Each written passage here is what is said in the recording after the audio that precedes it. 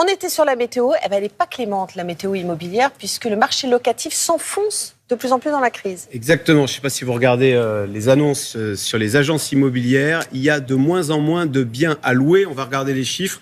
Selon Bien Ici, le réseau Bien Ici, il n'y a plus que 14% d'offres de location contre 86% d'offres d'achat. Donc on voit. Autrefois, en 2021, c'était 25 à 40% d'offres de location. Vous avez vu, ça a été divisé par 3. Qu'est-ce qui s'est passé ? D'abord, on a retiré du marché tout ce qu'on appelle les passoires énergétiques, qui ne sont plus sur le marché à location.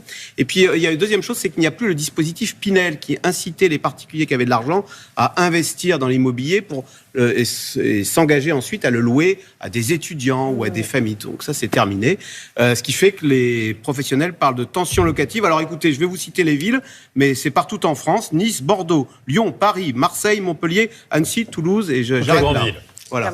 Je pense aux étudiants qui vont devoir se loger pour la rentrée de septembre, ça va être la galère pour eux. Et alors, vous avez raison, parce qu'il manque surtout des petites pièces à louer. Alors, à Rennes, je cite un professionnel de l'immobilier, on n'a rien à louer, c'est la guerre. Alors, ça veut dire quoi, c'est la guerre en matière immobilière ? Ça veut dire que on arrête, vous savez, de faire des annonces ouvertes. Venez visiter à telle heure. On donne, on est 30 dans l'escalier. On est 30, justement, ils veulent éviter ça, 30 dans l'escalier. Donc maintenant, on donne des créneaux, on invite 10 personnes. Et vous êtes sûr que sur les 10, il y en a un qui va le prendre. Et il y a une autre tendance, c'est qu'avant, on s'en souciait à la fin de l'été.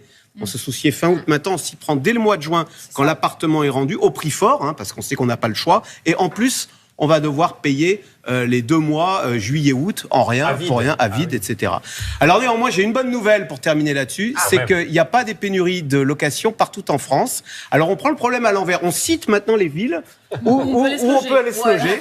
Très bien. Alors, Clermont-Ferrand, Saint-Étienne, Reims, Nancy, Limoges, Angoulême, Rouen et même Nantes. Mais je vais vous dire, c'est à quoi on réfléchit. On va prendre le problème aussi comme ça pour les universités. On est en train de se dire, en fait, on va renforcer les offres universitaires dans ces villes-là. Dans ces villes, on regarde où il y a des logements et on met les universités. Pas bête, pas idiot.